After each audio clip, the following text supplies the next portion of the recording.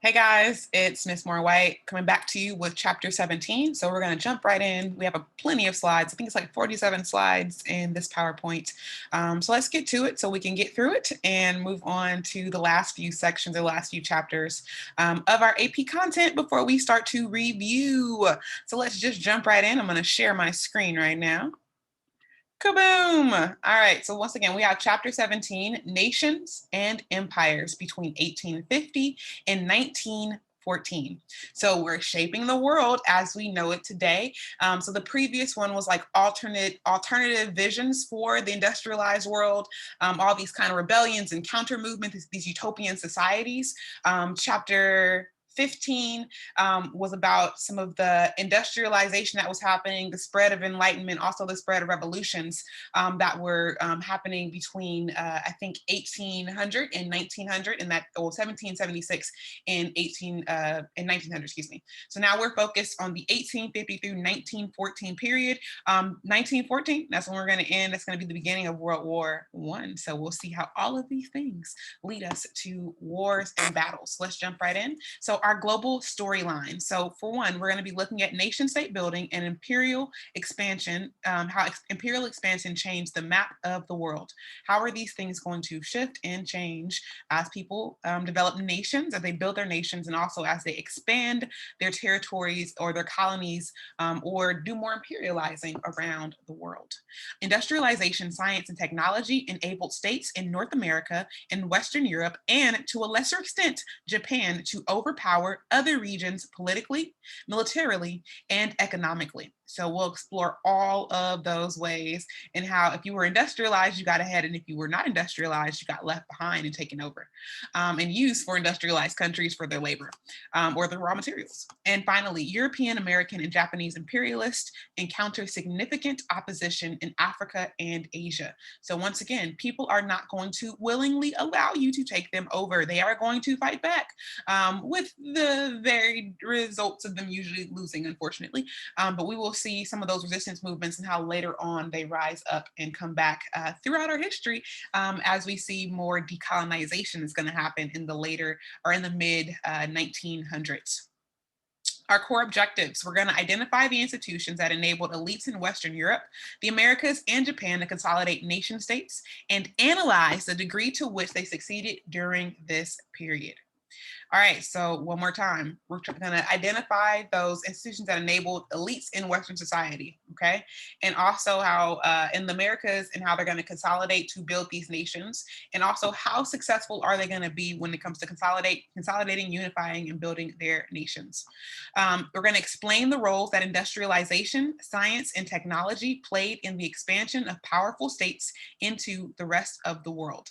So once again, how did being at the forefront of industrialization, being at the forefront of science and technological changes, how did that play a role in people's or countries' expansions?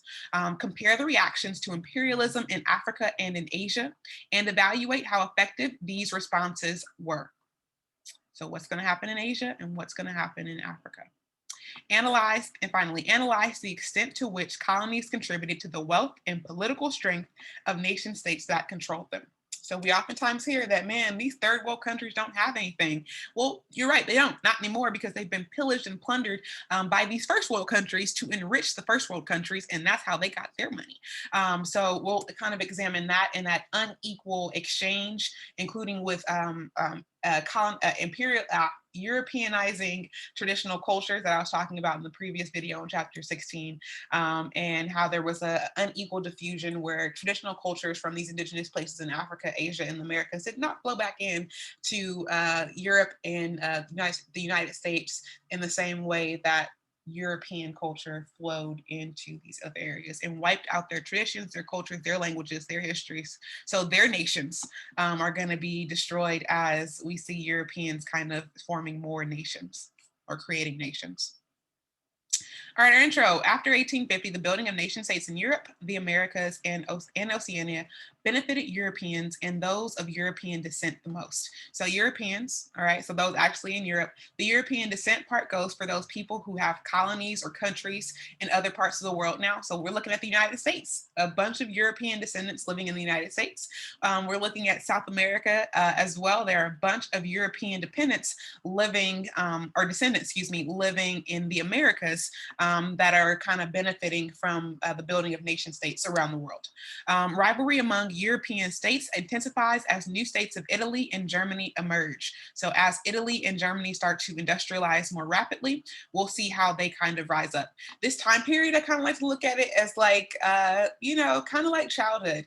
If any of you have any siblings, if any of you are the older sibling and you have a younger sibling that is taller than you, just think about how you felt when that younger sibling got taller than you. And maybe you had treated the younger sibling badly when you had the height advantage, you used to mess with them a lot, and now they're messing with you.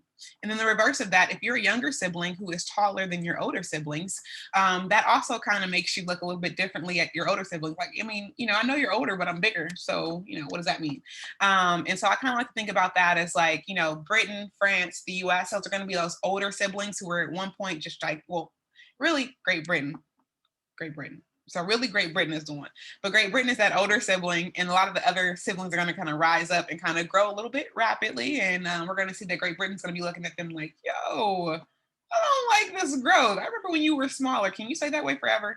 And so we'll see how these kind of childhood battles and beefs eventually lead us directly into World War I and then definitely into World War II. All right, so U.S. expansion is going to meet resistance. Resistance, I mean indigenous people, Native Americans. They do not want all of their territory taken, especially since there are all these treaties made that said they were going to, Native Americans were going to be able to keep their land west of the Appalachian Mountains, and then it was west of this, and then west of that, and then eventually they are going to be in Oklahoma. All right. Asia and Africa struggled to repel invaders, so they're not going to industrialize as rapidly, or have the ability or the weapons to kind of fight off some of these invaders. And especially as industrialism happens, especially in Africa now, a lot of these European colonists are able to actually go into Africa because they don't have to rely on their horses. They can rely on, trains, or they can rely on steamships if they're able to find a waterway in Africa, or when they're able to find waterways in Africa, and then go into the interior parts of Africa without risking so many diseases to themselves as well as to their animals, their horses specifically. Advancements in nationalism and imperialism in the second half of the 19th century, as well as expansion of industrialization. All right, developments in this century allowed Western Europe and the US to attain primacy, so number one in world affairs. And so we'll see how Western Europe and the US are still at the primacy of world affairs, but that, might be changing over the next few years. We'll see with China rising up and their economy being so large.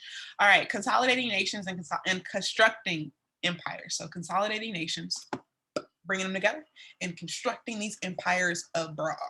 Nationalism became closely linked to imperialism in the second half of the 19th century. So the second half of the 1800s, we're going to see that nationalism, imperialism. So pride in my country, and pride in my country going around and getting more countries for my country make me happy and make me want to be unified. I don't get it. Whatever. All right, Enlightenment philosophers had emphasized nations, people who shared a common past, a common culture, a common territory, and common traditions. So that history, that language, that culture, those traditions, that's what makes you a nation.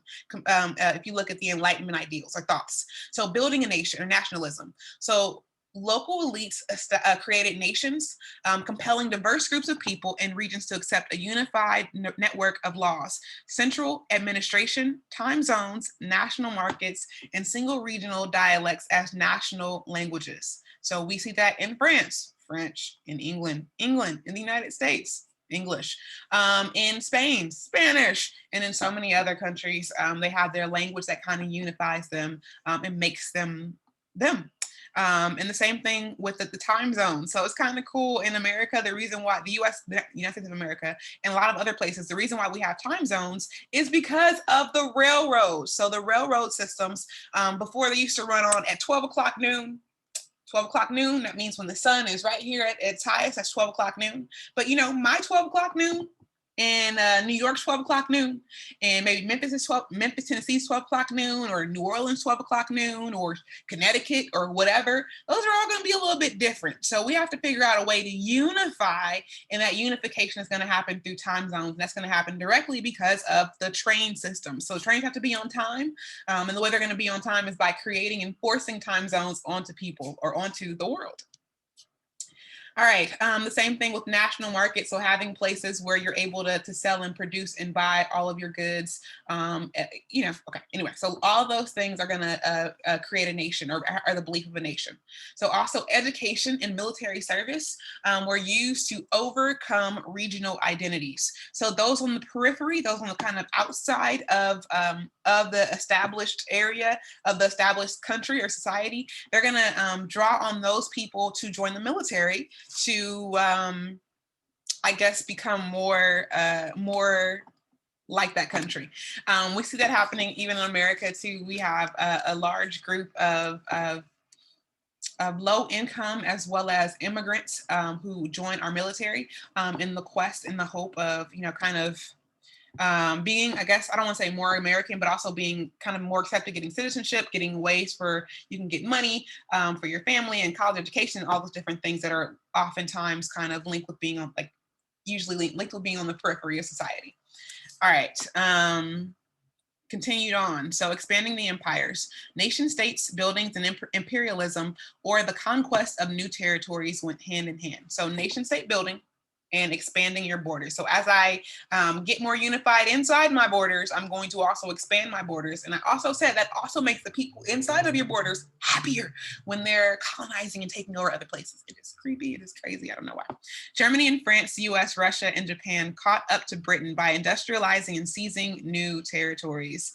So those ideas that were coming to and through Great Britain, well, some of those inventors were being paid to go to other places, or some of their ideas were being replicated and duplicated.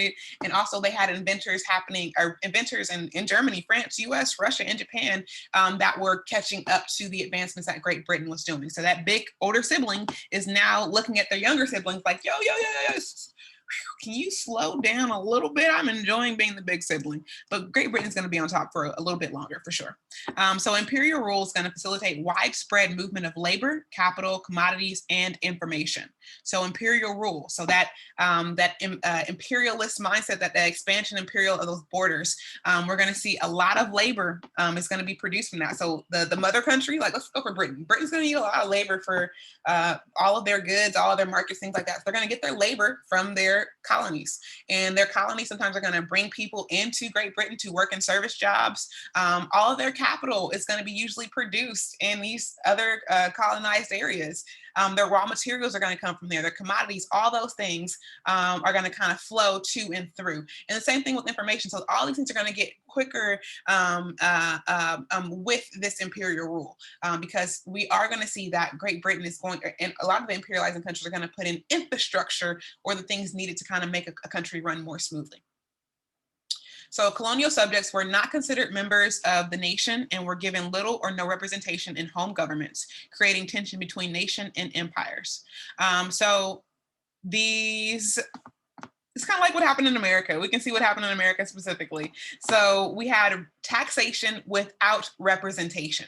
So we had people that were being taxed, but they had no voice in their mother homeland, in their home country. So they had no voice in what was actually happening to them. And that's going to be a major issue that develops and rises up. We see that in America. That is the issue that leads to, plus overtaxation, that leads to America, the US becoming the US that we know it today. Let's move on. Expansion and nation building in the Americas. New nations in the New World wish to create widespread loyalty to their political institutions and expand territorial domains. So these new nations in the New World are going to wish to create widespread loyalty. All right. So the US is the prime example. So the US is going to try to unify their 13 colonies that are now there. They're going to try to get loyalty to the US and not loyalty to their states. And they're also going to try to expand the territory in the same way that Great Britain has taught them on the land that they are on. So the best way to do that is manifest destiny, go on and move out to the West, where we are currently. America saw most complete assimilation of new possessions, with nation state builders turning outlying areas into provinces. So we had a lot of territorial expansions because these settlers are like, I need more territory, I need more land, I got to get away from these people. And we're starting to get like, probably about 4 and 5 generations into these European colonists being in the United States. So they're really settled in, they have families and farms and kind of established and want to take more land because it's out there, and that's the American way. All right, so the U.S. Military might, diplomacy, and power of numbers enabled the U.S. to claim territory spanning the North American continent. So that middle part of North America is the United States. So much so that we call America, like when I think of America, like the word sometimes it can be interchangeable with the U.S. When in actuality, anyone who lives in North or South America is technically an American. So it's just interesting how the mentality is of the US, where you have like a part of it, but you claim to be the whole. Anyway. All right. So manifest destiny. Americans believed it was God's will to expand westward and to obtain new territories via purchase, treaties, or military warfare. So just like in other places, they had that mandate of heaven. They had that divine right. They had that manifest destiny. God gave me the power. God told me to tell you that it's my land and I'm going to take it. And we see this thing popping up over and over and over again. And we see that Christianizing American society is going to be oftentimes used as a tool of colonization as well, which is why most people who are on the continents of North and South America are in fact Christian or Catholic, or Christian, but Catholic as well. So we're going to see that kind of Christianizing too, where it's like, well, God told me that I am supposed to take over the land, so you can't stop this. And we'll see that kind of being used as well as a tool for colonization and imperialism. The U.S.'s territorial and economic growth. All right, so let's talk about what happens. Actually, let's go back a little bit. So the expansion that we see for Manifest Destiny, that purchase, treaty, military warfare. We have the Louisiana Purchase that happens between 1803 and 1804, in which the U.S. buys land from Napoleon and from France, and they get that middle section of the United States, the Louisiana portion with Louisiana, and they kind of almost overnight they double in size, just like that. And then through the treaties, those unequal ones where they're going to stop taking land, they actually continue taking Native American land. We'll see that happening too. And then eventually different wars with the Spanish are going to completely free the continent or most of the continent for the United States. All right, territorial expansion. So after we leave that territorial expansion part, let's go into Civil War and states' rights, because that 1855 period or 1850 period that we're starting at with this chapter is kind of like the beginning of those epic racial tensions not racial tensions, but epic state tensions that we see happening in the U.S. that leads us to the Civil War between 1860 and 1865. All right, so Civil War and states' rights. So territorial expansion and the question of free or slave labor in the new territories eventually caused the Civil War. So the history on this one is deep, obviously. So you have the Mason-Dixon line. So basically, you have a lot of different things. So there were a lot of different compromises that were created to basically create the United States and factor in for the amount of slaves that were in the population. So the first thing that we're going to see is that one of the compromises is the 3/5 compromise. We'll see that in the Constitution to this day, that slaves are seen as 3/5 of a person. So you're not even a whole person if you're a slave. So if I have 15 slaves in front of me, I really only have 5 people if I look at the Constitution. And so those enslaved people were seen as 3/5 of a person. That's one thing. But then second, there was also a debate on if there were going to be more free states or more enslaved or states that allowed slavery slavery or slaveholding states. So there was a big battle, and we have what's called the Mason-Dixon line. The Mason-Dixon line is this imaginary line that's going to be created that basically says, hey, if you're above the Mason-Dixon line, no slavery is allowed. If you're below the Mason-Dixon line, then slavery is in fact allowed. And so as more and more states get added to the Union, it's gonna be more slave states, less slave states. California is eventually going to be a part of this. Anyway, so all that's going to play a role. But then also we have the economy. So the northern part of the U.S. is very industrialized. They're relying on their steel industry, their metal industry. They're not reliant on agriculture as heavily because that's just not what they do. In fact, the South's economy is so agricultural dependent that the majority of the cotton that's produced in the U.S. during this time period isn't sold in the U.S. It's sold to Europe. So slave labor is what's keeping the South thriving, but then at the same time, industrialized labor is what's keeping the North thriving. So we're going to see a clashing of those two very shortly in this slide. All right, so Civil War is going to lead to an abolishing of slavery and the granting of citizenship to free male slaves.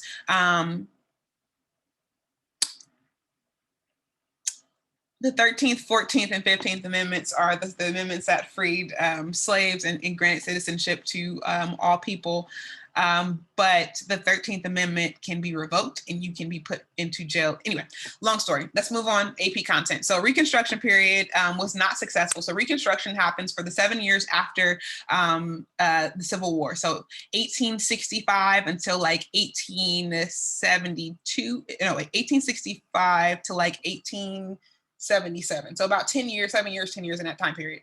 And Reconstruction was when the U.S. was like, yo, we have all these new people, these new freed people who we must kind of bring up to the American way. They don't know how to feed themselves, clothe themselves, educate them. They're not educated. They need a lot of resources and help. So we're going to see a lot of rising of HBCUs, a rising of different things and programs. Thank you, computer. Historically, Black colleges or institutions or universities that are going to kind of rise up to educate people, the Freedmen's Bureau, and a lot of different things that are going to kind of rise up to help African Americans during this time period, all right? But we'll see that as soon as Rutherford B. Hayes becomes elected as president, I forget the year, in the 1870s, we're going to see a counter-revolution happening. And so we're going to see an instantaneous, as soon as Rutherford B. Hayes, the way he gets elected, he says, yo, if you elect me, I'll pull out federal troops from the South, and you Southern people can do what you want to do again. And so once those troops are pulled out of the South becomes Jim Crow South, where it becomes its normal racist, abusive self during that time period. And so we see the denial of voting rights to African Americans from honestly, they only had them for like 7 years. And then we're going to see them denied all the way until 1965 with the Voting Rights Act. The restoration of planter rule in Southern states. So basically, they found new ways to enslave people and to keep people down, essentially it. So they're going to basically find ways to economically challenge African Americans during this time period and keep them under their control and working. Terrorism from former Confederates was sought to reverse African American gains and restore white planters to power. So you had lynchings, violence, abuse, so many things that happened, and African Americans in the South generally had no recourse to stop the violence that was being inflicted upon them. All right, so a defeat of the South led to stronger national government. So one thing though, the Civil War, because you had 11 of the states in the U.S. secede, and secede means to remove themselves from the Union. So because 11 states seceded from the Union, we're going to see that the national government is going to get stronger and have more power over the states, where previously states had a little bit more power kind of when it came to, dictating or saying their way. If the U.S. wants to stick together and stay around, they realize they have to kind of get more national power and centralize their government. So their centralized government during this time period is going to be in the area of D.C., because that was central to the U.S. during that time period. And we now know that, centralized now would be like Kansas, but whatever. All right, let's look at the map of the US and Canada and their westward expansion between 1803 and 1912.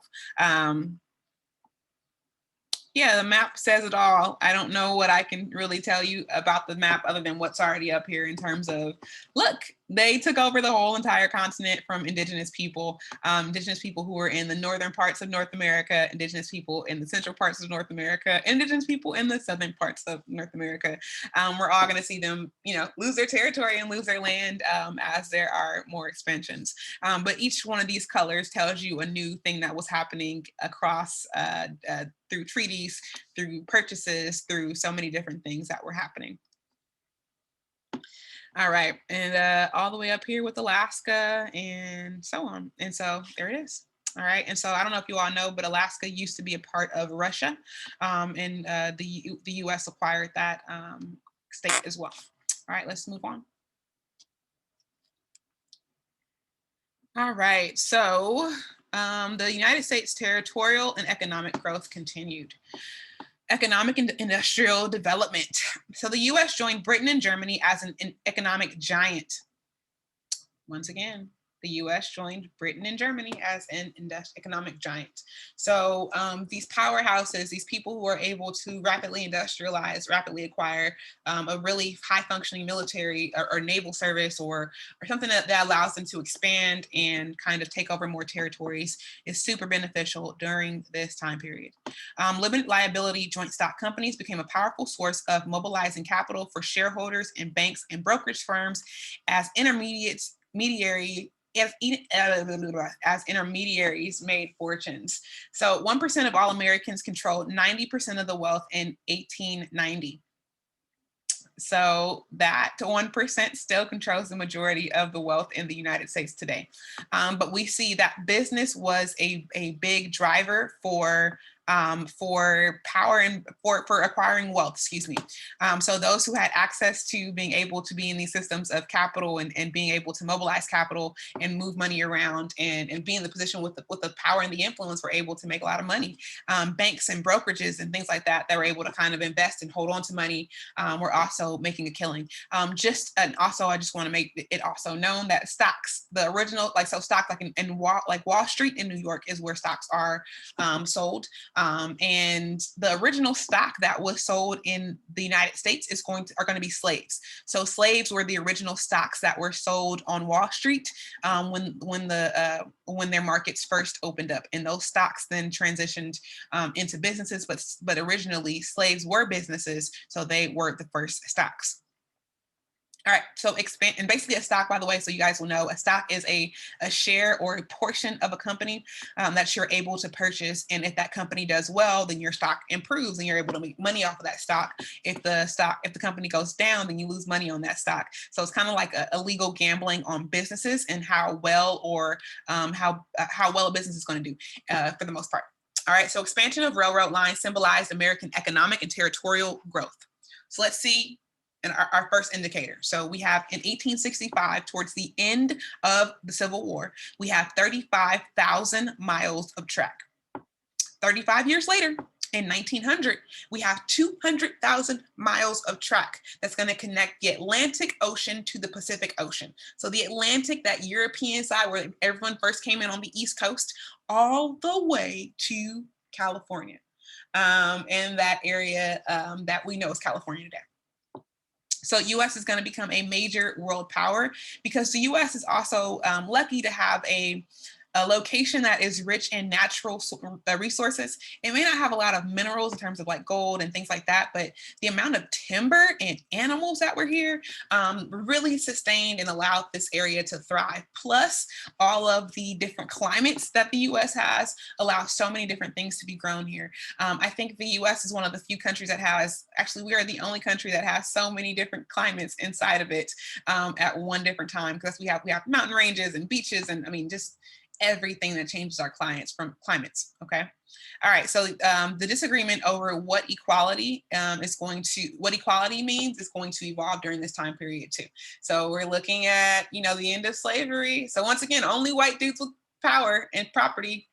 Those are the only dudes who have the ability to vote. But towards, this time period, towards the 1850s through 1900s, early 1900s, it's like, if I'm white, I should be able to vote. But if I'm not white, but if you're not white, should you be able to vote? If you're a woman, should you be able to vote? And all of those things are going to take center stage socially in the United States over the next 100 years or so.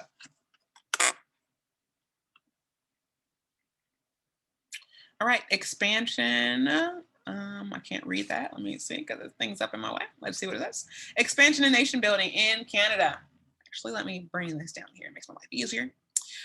So, like in the US, Canada built a new nation, enjoyed economic success, and followed expansionist course. So, once again, so China is going to be originally started with both France and Great Britain. And then at some point, France is going to be like, it's too expensive. We have too many wars. We can't afford it. Great Britain, you got it. So Canada's separation from Great Britain is also going to be peaceful. So I guess Great Britain was like, we spent a lot of money on the Revolutionary War with the United States of America. We don't have any more money to spend on any more wars. So we're just going to give up this colony. They request their freedom. They're going to get their freedom. So this is also another reason why Canadians are known for being friendly and docile and meek, because they got their freedom from Great Britain peacefully, even though every single war that I know of, Canada has definitely sent some soldiers and was involved in some capacity. World War I, World War II, and so many other conquests that have happened. All right, building a nation. So French speakers did not feel integrated into emerging Canadian national communities. So once again, you have this French-speaking population that had came from France. You have this English-speaking population that's come from England. And so there's going to be a divide in the country between the French and the English-speaking populations. Canada still has a huge French-speaking population. Montreal, Quebec, those areas, there are lots and lots of French speakers where they only speak French and do not speak other languages for some places.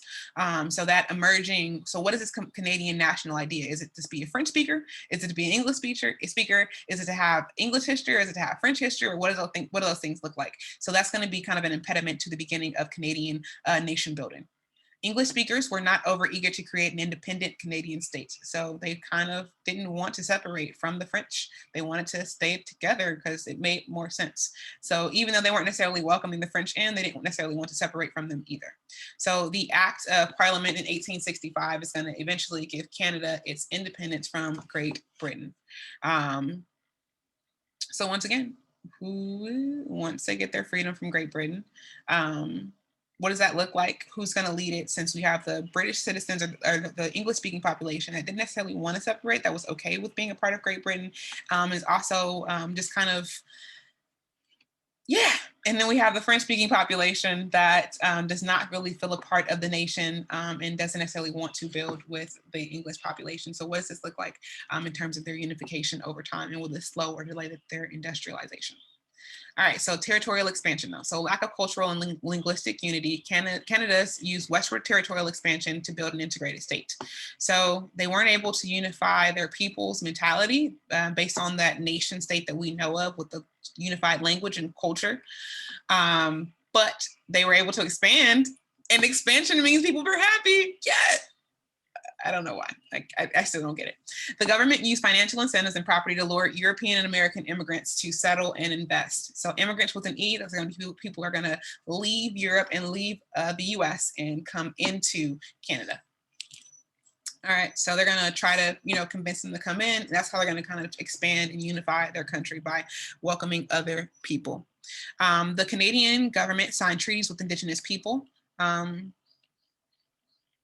Some of those were honored, just like in the Americas, and others were not. Canada actually done a better job at apologizing for some of the wrongs that they committed against Indigenous people. But anyway. All right, so the Canadian government intervened, regulated, and mediated social conflicts between Anglo and French residents, and among those groups and Native American populations. So the French government is going to be about brokering peace and unification, because they realize the only way to stay together is if they are unified and are together, even if they have a lot of different differences that are obviously rising up. So Canada's going to emerge with a strong central government, but a weak sense of national unity. So the government is strong, they're able to control things and expand and do all that stuff, but the unity inside the country is not as strong, because you have the French culture, and then you have the British culture or the English culture, and then you have immigrants coming in as well. So expansions in nation building and in Latin America. Latin American elites engaged in nation state building and expansion. So just like in other places, we're going to see expansion. And yeah, all right, I'm just going to, Yeah, it's going to happen out pretty much everywhere. They're just going to expand, expand, expand. Once these Europeans kind of get settled, they're like, yo, I like this new land. I'm going to kick it here for a while. I'm going to expand and take over these people's property. Anyway, so expansion did not create a homestead or frontier to expand democracy and create national identities. So in fact, democracy is not necessarily what we think of for South America oftentimes. And so it was not about democracy. It was about domination and control. So some countries in the region are going to fracture with civil conflict. So those who want two different styles of government or those who want different things to happen, just like what's happening in the US. So this is really a time of turmoil. Are these countries going to make it? What is a nation? What does that mean? Are you guys going to survive when you guys run into conflicts? So this is a very precarious time in our world's history. It's a new development in society as well. So common social history in Latin America with the richest lands going to largest estate holders. So once again, that common social history, that history of struggle, that history of kind of rebelling against some of their European colonizers. We'll see that happening, but we'll also see the same thing happening again, which is the richest lands are going to go to the richest estate holders. So it's not really equitable or fair or democratic or anything like that. So we see just a re-implementation of the same abuses that were modeled by European society happening directly in South America. The elites are going to monopolize power. So if you were elite and wealthy, you had power. If you were not, you were a peasant and being abused or being used as a worker or a laborer. Elites believe that strong states mean excluding many groups from power. So they're going to exclude as many people as they possibly can during this time period. So they're like, yo, why would I listen to somebody who's Creole, who's a mestizo, or who's mulatto, or who's a slave, or who's anything who's different on the periphery? It's always going to be about those who are elites. And so it's not really equitable or fair, but that's where we are. All right, constructing Brazil. Oh my gosh. All right. Man, Brazil is just traumatic sometimes for me. Brazil, once again, has the largest population of Africans outside of Africa, outside of the continent of Africa, because when you think about where Brazil is on the coastline. I think there's a map coming up. Is there a map coming up? That is raggedy. No maps. That's wild. Okay. Anyway, so Brazil is right there by the west coast of Africa where the majority of slaves came. So you have a huge, huge, huge population of Africans living there today. But you also have a very interesting history of the development in Brazil. So Brazil's exclusive nation state. So Brazil shows how Latin American rulers built nation states while excluding much of the population. So slave trade was going to be prohibited and slave resistance began to threaten planter systems. So Brazil was known for being incredibly abusive to their slaves, to the point where their slaves would literally run off into the mountains, and the white planters would not follow them into the mountains because they didn't really know their way around the Amazon and things like that, the forest as well. So they're super abusive, super horrible, and really, anyway, but as the slave trade is going to be prohibited, so you're not able to trade slaves after like I think 1806, 1807, when Great Britain starts to block off West Africa, and you literally can't get any slave ships out. We're going to see that there's going to be resistance popping up as well. So we're going to see the price of slaves that are in Brazil are going to be driven much, much higher. And there's, just like in America, they're going to change from importing more slaves to unfortunately breeding more slaves. And they're going to create like breeding farms and things like that. And they sound just as horrible as they are, full of sexual assault and violence and things like that. So British elites retain former slaves as gang workers or sharecroppers. So and also Brazil's going to be one of the last, or the last country to eliminate slavery. And when they do, they're going to do what the US does. They're going to turn those workers into sharecroppers, or people that are still going to be forced to work and toil on the land. They're also going to import new seasonal migrant workers or indentured tenant farmers. So Brazil is going to find ways to still get their free labor, extract their labor from the lowest populations or the poorest populations. And even to this day, they still use similar models, unfortunately. So as in the US, elites impose severe restrictions on suffrage, so on voting. So who's going to vote? Not your brown self, I promise you that, and set rules for reducing political competition. So they're basically trying to create an aristocracy where only those who are at the top have control and those who are at the bottom will never have control. Given the demographics, they excluded a larger share of potential electorals than the United States, because once again, there are so many more slaves in Brazil, or enslaved people, or formerly enslaved people in Brazil than there were in the United States. So if you look at it by percentage, because about 50% of all of the enslaved people that leave Africa go into Brazil, whereas about 5 to 10% of them go into the United States. So by percentage, Brazil's going to exclude more of the population than the US does. All right, so like Canada and the US, Brazil also extends its territories. So it's going to continue to expand. I think it's the largest country in South America. And I know it is the largest country in South America, land-wise and also population-wise. They're going to grab a lot of land by the Amazon River Basin. So a lot of the land that originally enslaved people, or those indigenous people to Brazil, would flee into those Amazon forests. Well, now they're going to take that forest over, because guess what I can do? Deforest it, chop it down, and use that for, anyway, we're still seeing mass deforestation happening in Brazil in the Amazon. And if it doesn't stop soon, good luck to us. All right, Brazil states gave concessions to local capitalists to extract rubber latex. So rubber trees. So rubber used to grow on trees before they were able to create synthetic rubber. So once again, rubber grew on trees before they created synthetic rubber. So they would deforest entire areas and plant nothing but rubber trees in those areas, and cause environmental harm, and just, anyway. And the process of extracting rubber is, anyway, it's just very environmentally harmful. So it's going to be, but rubber is going to be a key material for the manufacturing in Europe and in North America for bicycles and the expanding automobile industry that's rising up in the early 20th century. So rubber production in this region brought great wealth to merchants, landowners, and workers. All right, and so of course, it brings money, but it's going to be a consequence as well. So the rubber boom went bust because of overproduction, increased costs, and international competition.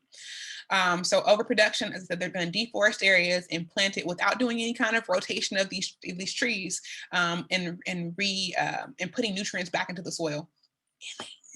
Anyway, whatever.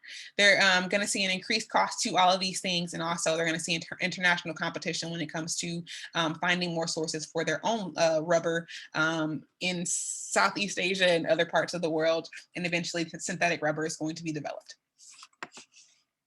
All right, consolidation of nation states in Europe. So Europe and nation states were built out of older monarchies and empires, with borders determined by diplomats and battles. So once again, these older monarchies, these old established, like the Habsburg family and their relationships that they were able to dominate and control much of Europe until the 20th century, excuse me. We see that these old monarchies, these old family relationships are going to be what starts the countries that we know today. So most of these countries have cousins who were some of the founders, and we'll see that kind of continuing on as we enter into World War I and World War II.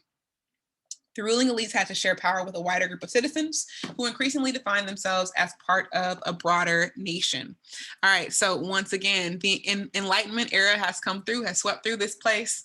And so people are like, you can't hide democracy from me. You can't hide my rights, popular sovereignty. I remember, and now there's more literacy happening as well. So with that, the wider population is going to want to be defined as a citizen. And also, at least in Europe, most of the people there are going to be, Caucasian.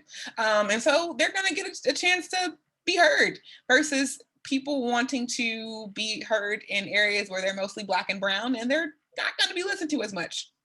I don't want to say that those things are related, but I think they are. All right, so the late 18th, okay, so anyway, so defining the nation. So a nation into Europe is going to be, that means the kings, the clergymen, the nobles, and occasionally rich merchants and lawyers. So those who represented those who represented being able to accomplish lots through capitalism and growth and things like that, that represented the nation. So when we think about the American dream today, it's like, make a business, grow rich, buy a house, do all these things. That's what makes you like American. And that kind of ideal of this elitism kind of starts way back when, in the 1800s. The late 18th century intellectual changed the notion of a nation. All right, so that was the original belief, having things is what made me a nation. And now let's see how these things change as more people get enlightened and educated. But even though some of these things still stuck around today. So expanded literacy, expansion of the periodic press. So basically expansion of like news and being able to put out things more rapidly. Standardized laws where everyone, no matter where you went, it was the same law. People were treated the same whether you had a bunch of money or no money. Okay. Anyway, taxes, having unified taxes, and then also roads and railroads all laid the foundation for increasing political integration. So a government's supposed to take care of their people, supposed to look out for their people, supposed to be fair to their people, equal to their people. And so we're gonna see that happening in Europe with European people who are benefiting from this specifically. All right, so but here's that question once again. So who are the people though? And what made a nation state? So let's see, is it a shared language? Is it people in certain territory with a common religious heritage? I don't know. We're gonna see in France, that's not gonna be what unifies people because we have Catholics and we have Protestants who are, anyway, yeah, it's just, what's going to unify people?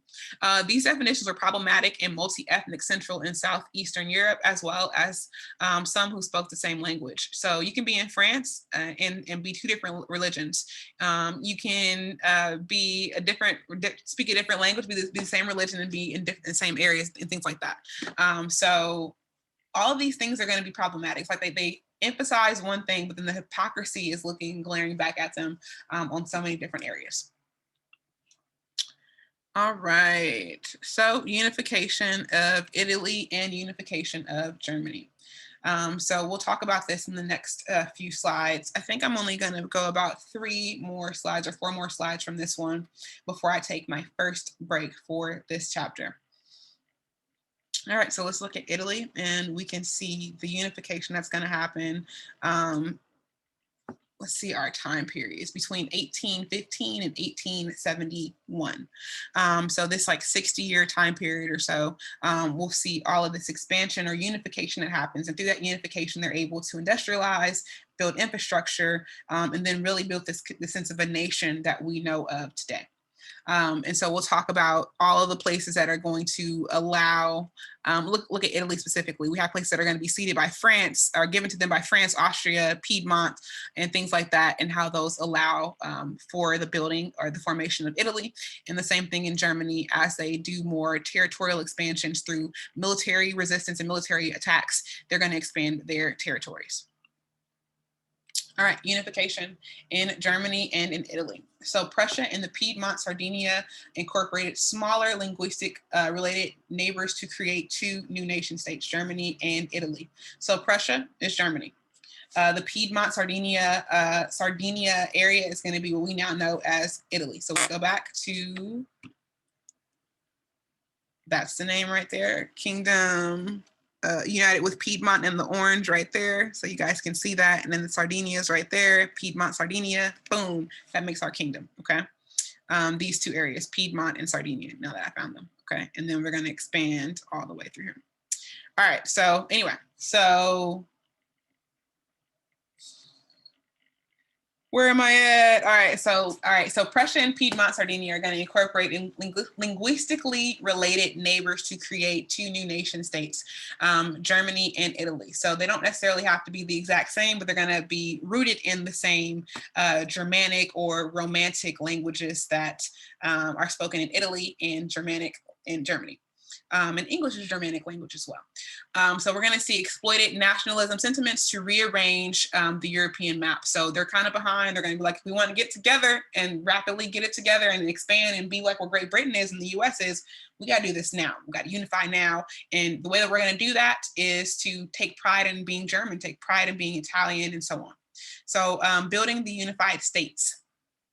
These unifications pose problems of who should be included, just like in other areas. So who do I include and who gets left behind and who, I mean, what if you don't speak German, this proper dialect of German or whatever it is, do you get excluded? Or what if you're, it's just, there's so many different things. So histories and even languages were not common across these regions, because there's so much fragmentation happening in Western Europe that people just kind of did their own things and were living their own lives and their own whatever. So how are they going to unify these areas that were formerly separate, had their own battles, their own histories, their own everything, and make them one?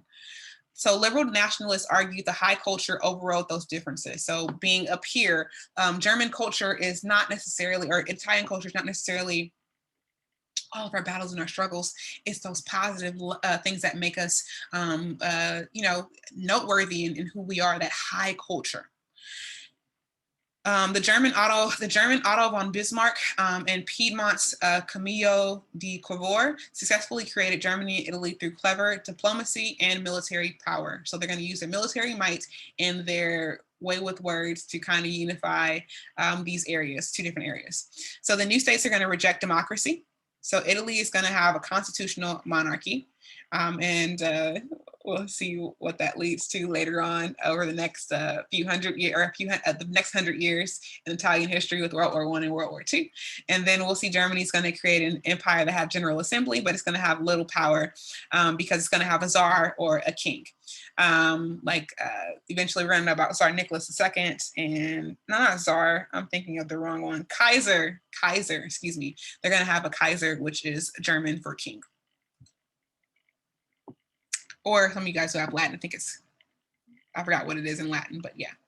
All right, Caesar, whatever, something like that, whatever.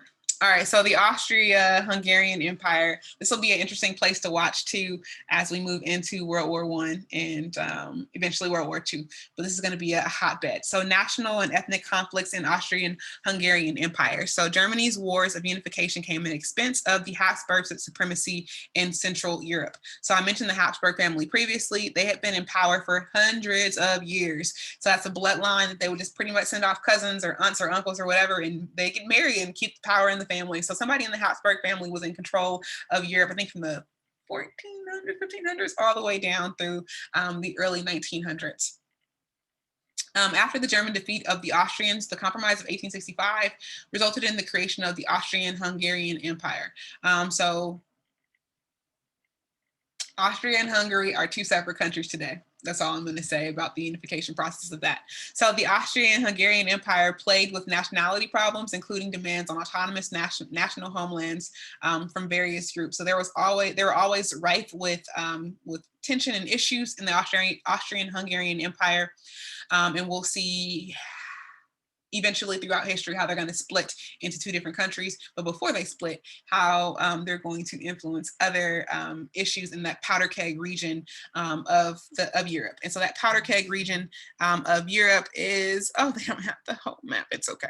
But this little region through here, we're going to know it kind of as like the powder keg, kind of like the end of the Ottoman Empire, the Austro-Hungarian Empire, all throughout here where the Balkans are, it's going to be like a powder keg, always ready to explode and always ready to fight. All right, so discontent. We got one more. So discontent in France and in Great Britain. While France and Britain were already unified as nation states, they faced major challenges. So destabilization in France. So the Franco-Prussian War of France and Germany always been beefing. So remember this, France and Germany have always been beefing. The War of 1870 through 1871 destabilized France, and Germany was taking French provisions of Alsace and Lorraine. This is important. So Alsace and Lorraine, remember when you were a kid and like somebody stole one of your pencils? And like, you know how you never forgot that person stole your pencil and you never forgot about your stolen pencil? Remember it was like pink and it had like glitter on it? Or maybe it was like, it had some like race cars on it or some trucks or I don't know, whatever you were like, some giraffes, I don't know, whatever your pencil had, and somebody stole your pencil. Remember how you never forgot to steal your pencil? I know I never forgot stuff. Anyway, so think about Alsace Lorraine. Later on, I'm going to bring these up. It's like a stolen pencil reference. So if they stole your pencil, you're going to want your pencil back. So we'll see how that leads us into World War I and World War II later on too. All right. So once again, so France is going to go to war. France is usually broke because they're at war, and they usually be losing these wars, man. It's bad. Anyway, they don't really start winning wars until, I mean, they had the Napoleon era, but then Napoleon even starts, anyway, it's just a lot. So France is going to sign a humiliating peace treaty with Germany, but France ain't going to forget, and neither will Germany. So the French are going to create the Third Republic because it's going to struggle to achieve stability. So it's going to increase conflict between classes, and we're going to see a rise of anti-German nationalism. So the French still don't like the Germans today. And that kind of goes back to this war, the Franco-Prussian War from 1870. So what all that means and kind of, yeah, so here we are, move on. All right, so continuing on, let's talk about Great Britain now. So despite English thinking of themselves as a nation, the idea that all Britons belong to the same nation state was problematic. They had different historical experiences, they had different religious backgrounds, and they had different economic opportunities. So historical experience, maybe you grew up in a rural area, maybe you grew up in an urban area. How is that Britain? I don't get it. Maybe you're a Protestant, maybe you're a Catholic. How and what type of Catholic? I mean, Protestant are you? Are you Lutheran? Are you any number Baptists or any number of the other denominations that are out there. So all those things matter as well. And then also, were you poor? Did you live like, were you one of the factory workers or were you one of the factory like owners? Were you one of the farmers or were you, were you one of the farm workers or were you one of the plantation owners? And things like that. All right. So England responded to working class agitation by granting political rights to all men. So they were like, yo, if we want to continue on as this nation that we're trying to create, we cannot keep excluding everybody. We have to at least let the dudes in. So they're going to let men vote. So all white men are able to vote. You don't have to own property anymore. And you're able to vote. Women, good luck. All right. And so the Irish press for home rule within the British Empire due to enduring 300 years of oppressive English rule, British failure to act during the potato famine between 1846 and 1849, and migrants often got the lowest jobs. So there's always been a beef also between the English and the British, where the English were under British control for a very long time before they had their own country of Ireland that was created. And we see that they had a lot of abuse because they were like a little sibling country to Great Britain. And so they were not treated fairly. They were not taken care of. With the potato famine, we can see this right here in 1846 to 1849. They were not taken care of. The Irish are feeding them. So we had a lot of deaths during this famine. And then also the people who immigrated from Ireland into Britain did not oftentimes were not able to access economic wealth and make money. They were kind of seen as immigrants, or they were seen as immigrants and kind of seen on the lower rungs of the ladder of society. So by the late 19th century, European nationalism was a means used by leaders to unite people behind them. So it's going to be a tool for governments to continue maintaining their power and so on. Okay.